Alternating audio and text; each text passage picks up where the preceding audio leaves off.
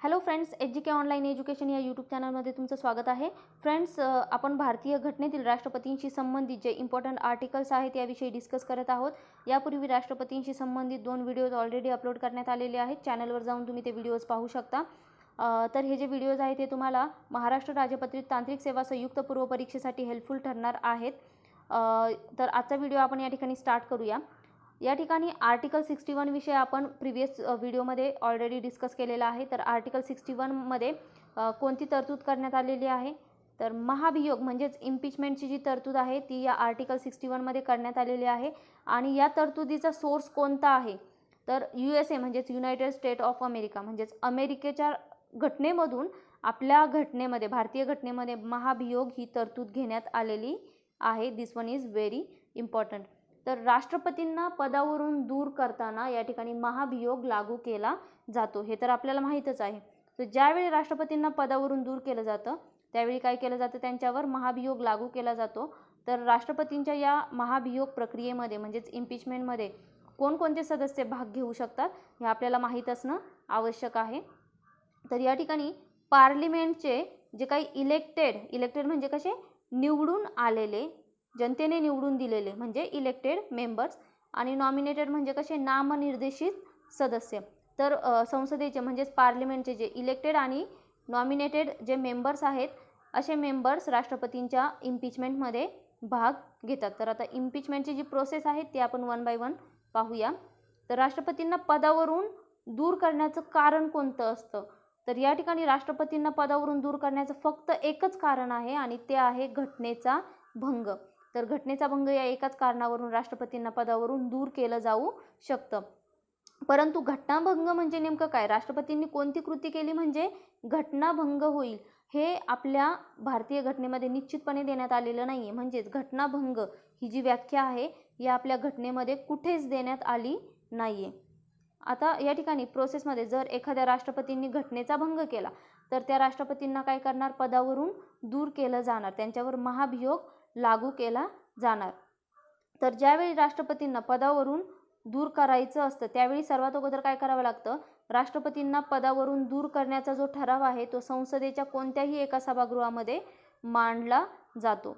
तर परंतु हा जो ठराव आहे हा ठराव मांडण्याच्या अगोदर सभागृहातील जी काही एकूण सदस्य संख्या आहे या एकूण सदस्य संख्येच्या 1/4 सदस्यांची सही असलेली एक नोटीस संबंधित सभागृहात मांडावी लागते.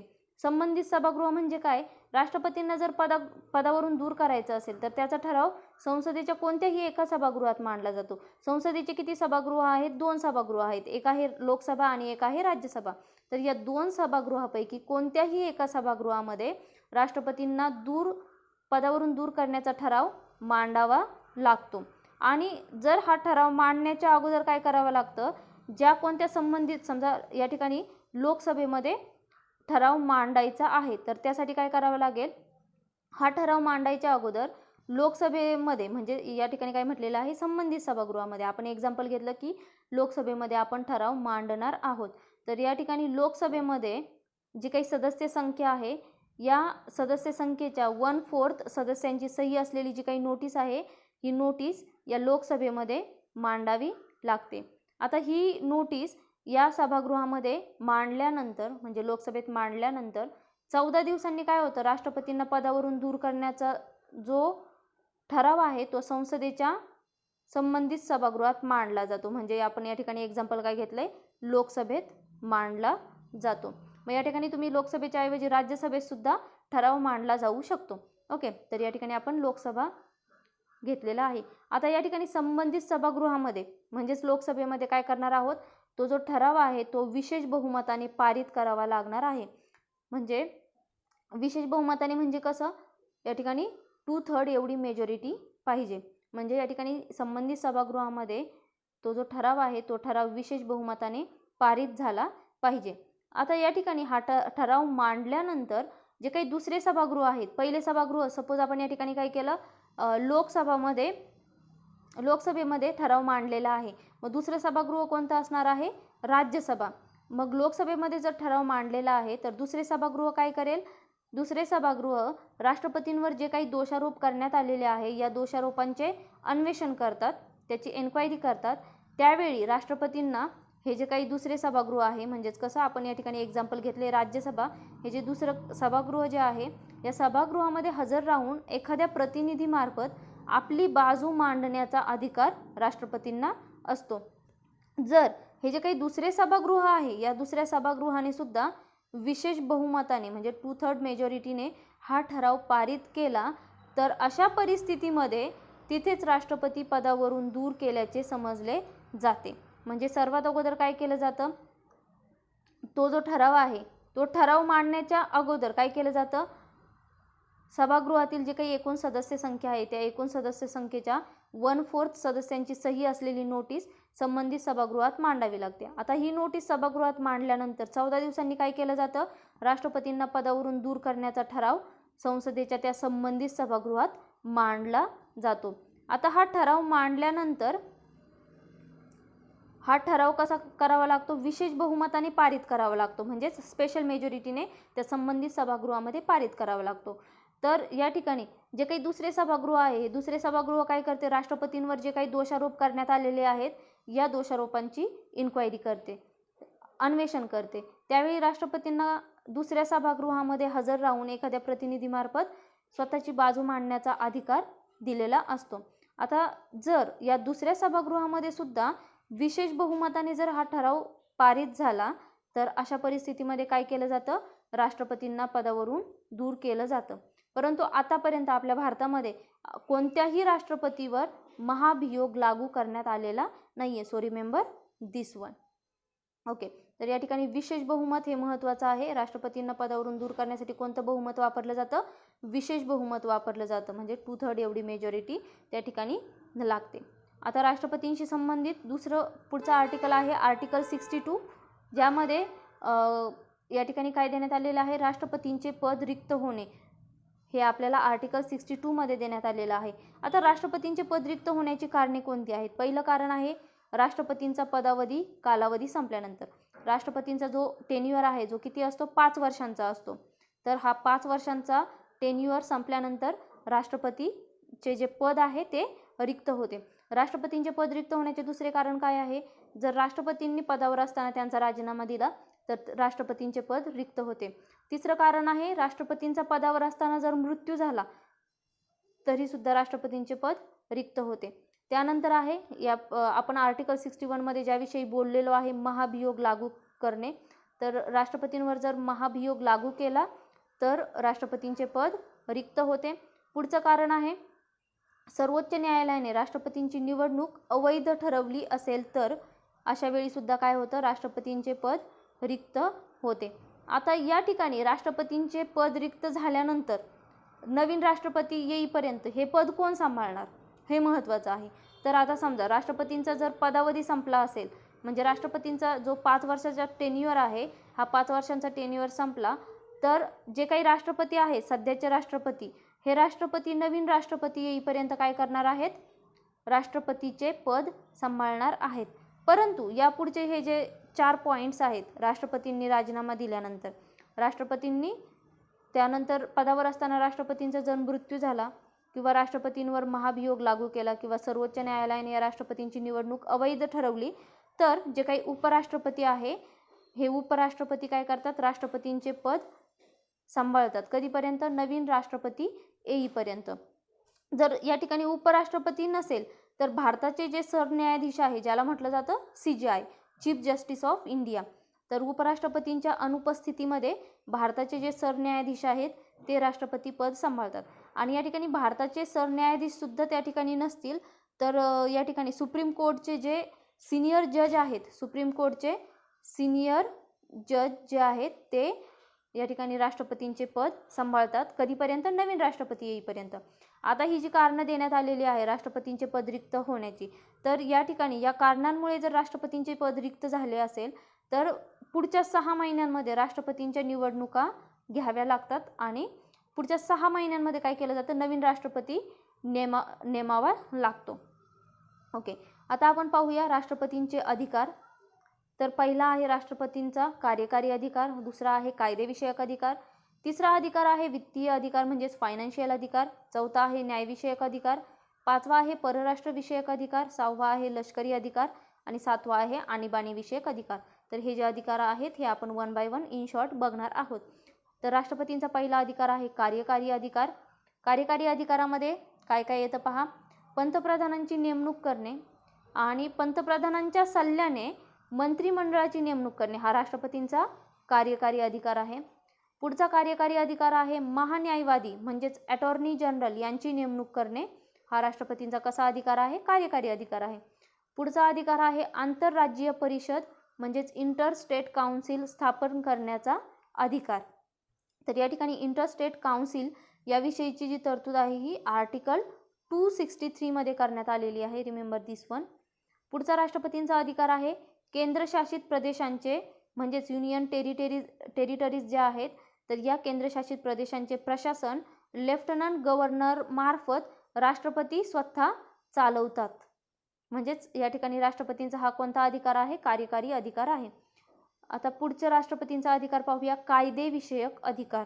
कायदेविषयक अधिकारामध्ये काय येतं पहा.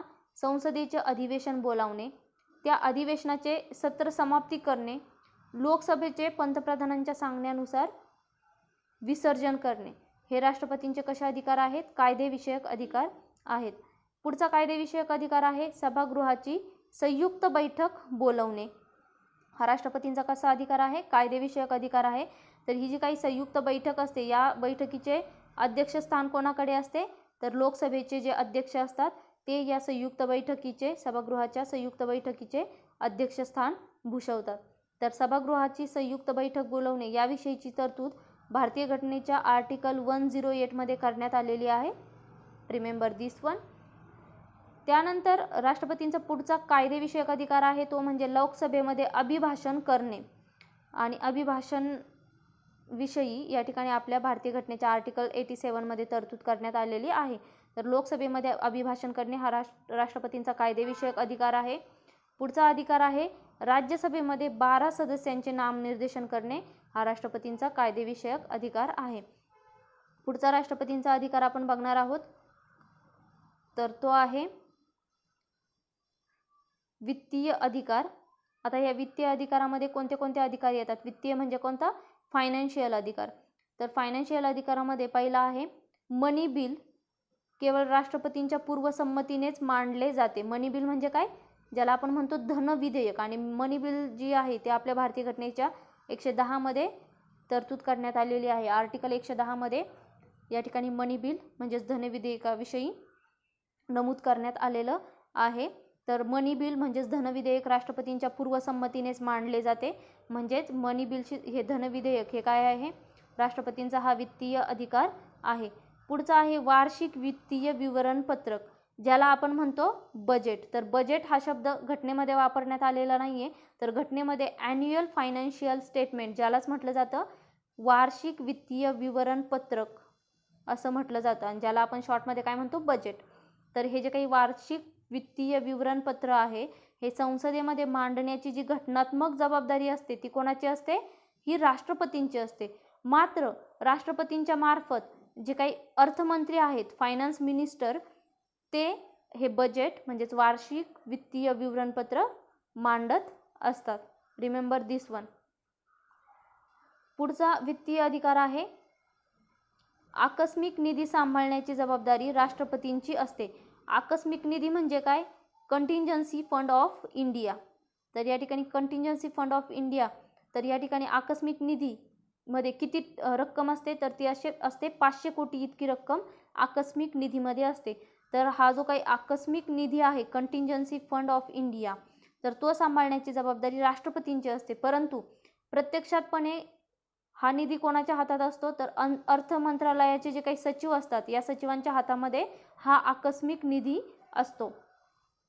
पुढचा वित्तीय अधिकार आहे अपॉइंटमेंट ऑफ फायनान्स कमिशन.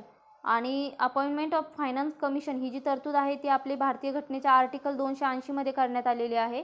तर वित्त आयोगाची दर 5 वर्षांनी आर्टिकल 280 नुसार स्थापना करणे हा राष्ट्रपतींचा वित्तीय अधिकार आहे. रिमेंबर दिस वन. पुढचा राष्ट्रपतींचा अधिकार आहे न्यायविषयक अधिकार. तर या ठिकाणी न्यायविषयक अधिकारामध्ये काय येतं पहा, सर्वोच्च व उच्च न्यायालयांतील न्यायाधीशांची नेमणूक राष्ट्रपती करतात. तर सुप्रीम कोर्ट आणि हायकोर्टातील जे काही जजेस आहेत यांची नेमणूक कोणाकडून केली जाते, तर ती राष्ट्रपती करतात. पुढचं आहे जे काही सुप्रीम कोर्ट आहे, सुप्रीम कोर्टामधून सल्ला मागून घेण्याचा जो अधिकार असतो तो राष्ट्रपतींना असतो आणि याविषयीची तरतूद आपल्या भारतीय घटनेच्या आर्टिकल 143 मध्ये करण्यात आलेली आहे. पुढचा आहे राष्ट्रपतींचा न्यायविषयक अधिकार, पार्डनिंग पॉवर म्हणजेच क्षमादानाचा अधिकार. This one is very important. Okay, तर राष्ट्रपतींचा हा न्यायविषयक अधिकार आहे तो कोणता, पार्डनिंग पॉवर म्हणजेच क्षमादानाचा अधिकार आणि याविषयीची तरतूद आपल्या भारतीय घटनेच्या आर्टिकल 72 मध्ये करण्यात आलेली आहे. तर पार्डनिंग पॉवर म्हणजे जो काही क्षमादानाचा अधिकार आहे, ॲक्च्युलीमध्ये हा राष्ट्रपतींचा न्यायविषयक अधिकार नसून कार्यकारी अधिकार आहे. ओके, तर या ठिकाणी क्षमादानाचा अधिकार म्हणजेच पार्डनिंग पॉवर हा राष्ट्रपतींचा न्यायविषयक अधिकार नसून कसा अधिकार आहे, तो कार्यकारी अधिकार आहे. पुढचा राष्ट्रपतींचा अधिकार आहे लष्करी अधिकार. तर राष्ट्रपती हे तीनही दलांचे सरसेनापती असतात. तीनही दल म्हणजे आर्मी, नेव्ही, एअरफोर्स हे जे काही 3 दल आहेत, या तीनही दलांचे जे सरसेनापती असतात ते कोण असतात, राष्ट्रपती असतात. ओके, तर अशा पद्धतीने आपण या ठिकाणी राष्ट्रपतींचे अधिकार आणि आर्टिकल 61, 62 या ठिकाणी डिस्कस केलेला आहे. जर हा व्हिडिओ तुम्हाला हेल्पफुल ठरला असेल तर व्हिडिओला लाईक करा, व्हिडिओ जास्तीत जास्त शेअर करा आणि चॅनलला सबस्क्राईब केलं नसेल तर चॅनलला सबस्क्राईब करा.